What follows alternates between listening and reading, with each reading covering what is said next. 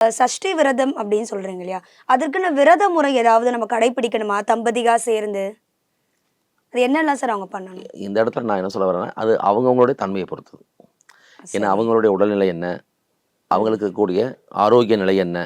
அத பார்த்து நாம என்ன செஞ்சுக்கலாம், அந்த விரதத்த நம்ம கடைப்பிடிச்சுக்கலாம். கடைப்பிடிக்கலாம். சரி. ஒரு அளவுக்கு சிறு வயதா இருக்கிறாங்க அப்படின்னா, எங்களால வந்து முழுமையாக இந்த விரதத்த இருக்க முடியும்னு சொல்லி இருக்கிறவங்க, ம்.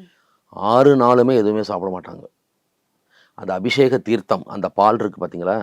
அந்த பால் தான் அவங்களுக்கு உணவே. 6 நாளும் கடுமையான விரதம் இருப்பாங்க. ஓகே. காலையும், உச்சி பொழுதும், இரவு பொழுதும் அபிஷேக பால் அவங்களுக்கு கிடைக்கும்.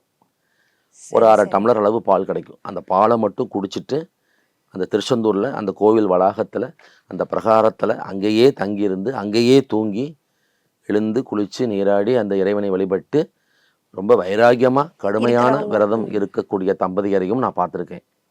ஒரு சிலர் என்ன செய்வாங்க, எனக்கு சில பிரச்சனைகள் இருக்குதுங்க. எனக்கு உடம்புல கொஞ்சம் சிக்கல் இருக்கு. ஒரு உடல் ரீதியான பிரச்சனைகள் சர்க்கரை இருக்கு. இருக்கு, ம். அது இருக்கு, பிரஷர் இருக்கு அப்படின்னு. அவங்க என்ன செய்ய முடியாது? அவ்வளவு கடுமையான ஒரு விரதம் மேற்கொண்டு அந்த இறைவனை பூஜிக்கணுங்கிற தன்மையில அவங்களால முடியாதுங்கிறதுனால, ஒரு வேளை உணவு, இருவேளை உணவு அந்த மாரி எடுத்துக்கிட்டு சரி, விரதம் சரி. இருக்கிறவங்களும் இருக்கிறாங்க.